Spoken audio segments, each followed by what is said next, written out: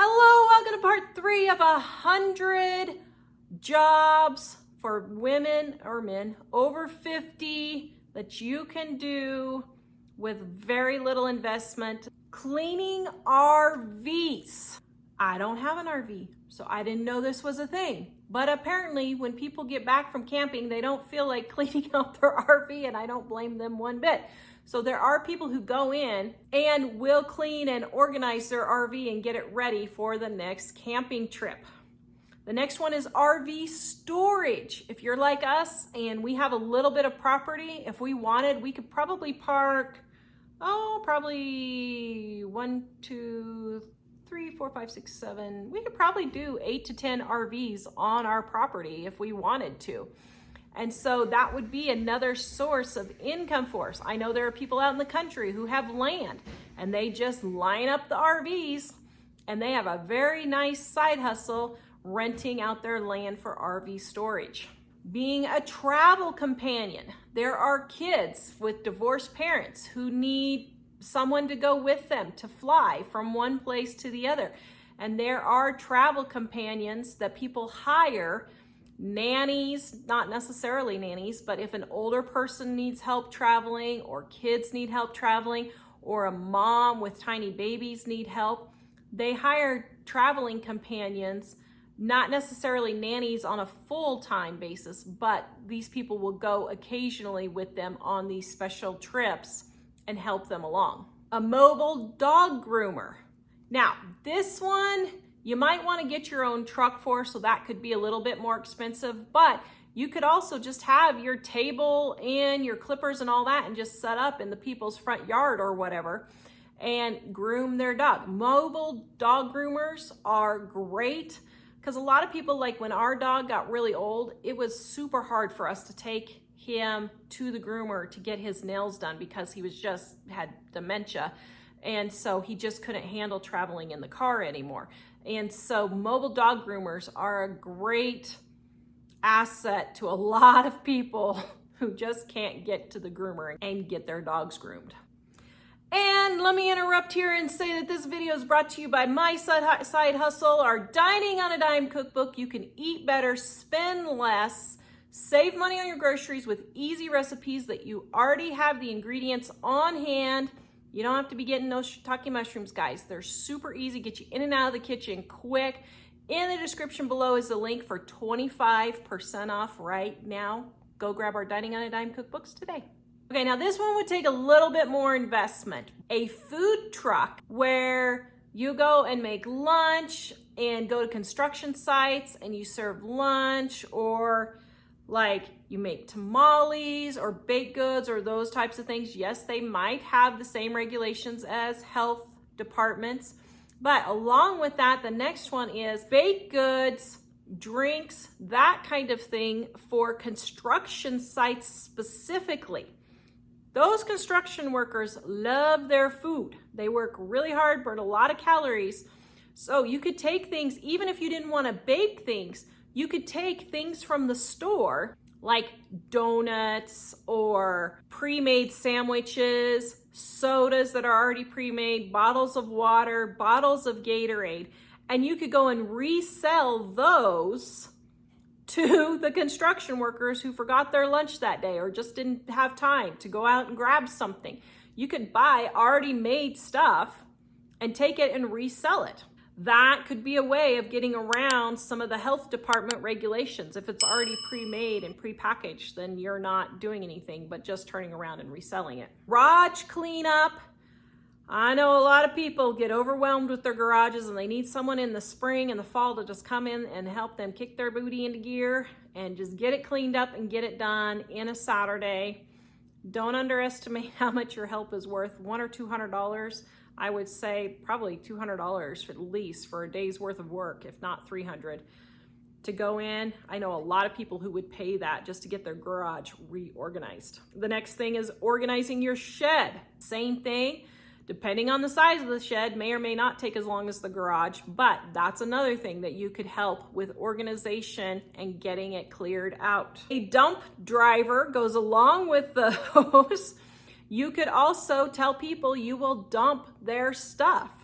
Like, I know a lot of people who have huge amounts of trash that they want to get rid of, but they don't have the truck or they don't have the means to take it to the dump. And they would hire people for a 1 or 2 time trip to the dump to throw those things away for them. And the next thing along with that was you could also pick out of their trash stuff that you could restore or fix along with the garage clean out and shed clean out. You could take those things yourself and either resell them, or in the case of furniture, fix it up and resell it.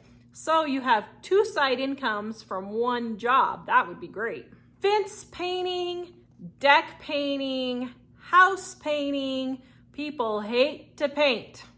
Need I say more? Moving cars. We have some viewers / friends. We love you guys. They haul cars from one place to another. They homeschool their daughter. They bought a little camper shell to put on the back of their truck. They live in the camper shell, and their entire income is literally moving cars from one place to the next. So they will, let's say, pick up a car in Arizona, drive it up to Montana, turn around, pick up a car in Montana, and then take it to Seattle, pick up something in Seattle, drive it down to Alabama, and that's what they do for their job. Now, they do have a home base where they, go back for a few weeks or months or whatever, but that is their main income. But if you didn't want that to be your main income, it could be something that you do on a smaller scale just to get some extra money now and then. Is my bird feeder in the background? See the light flashing? Is that disturbing you guys? It's the birds on my bird feeder, and it's twirling and hitting the sun. That's funny. Home haircuts. If you're a beautician, home haircuts can be a great way to help moms who just don't want to drag all their kids to the barber, elderly people who can't get there. Home haircuts can help a lot of people in need. A computer fixer. If you're good with computers, you could have a traveling or not traveling, but you could have a computer fixing system where you go in and help get all the junk off their computer, all the viruses, those types of things. Computer fixing could help solve a big problem for people nowadays for sure. Selling garden produce. Now, here are a few ways I have sold my garden produce. In southeastern Colorado, when I lived on my own, I had a huge garden. I have chronic fatigue syndrome and fibromyalgia. I was horribly sick, but I would literally go out and garden at 5-minute increments. So I'd garden for 5 minutes, go lay down for 30 minutes, garden for 5 minutes, lay down for 30 minutes. Literally, that's what I did. But just doing that amount, I was able to have a beautiful, huge garden. Well, I was a single 19-year-old. I didn't have I gave it to a few of my friends and family, but I still had way more produce than I could use. So what I did was I traded it and sold it both to the local restaurant in town, and I got meals and I got money to pay for my garden supplies that I had used that year, and then some. So that's one way that I sold garden produce. Another way is I've heard of people selling garden produce is taking their zinnias and their cut flowers, and they take them to the farmer's market, or they put them on upcycle and they sell them as bouquets for fresh flowers. Zinnias are the best. They last the longest, but you can do several other flowers. The next way I have sold garden produce was when I was in Idaho. Mom's house was on a corner main street, and we put a bench there, and we screwed a box from the inside onto there, put a hole in the top with a lock on the front, and I put my garden produce on the honor system there and told people, please pay me what you think, and here's your produce. I have seen here in Wyoming a truck sitting on the side of the road with a sign and the same kind of a box. Here's my suggested prices. Please give that if you can. If you can't, please give what you can. Another way I have sold my produce is just buy the barrel or the bucket or the bag, however you want to do it. I've seen people sell bags of jalapenos, bushels of tomatoes, peppers, pumpkins, melons, all of those types of things on Marketplace, Upcycle on Facebook. just telling friends and family, just putting a sign up on their street if they're on a main street.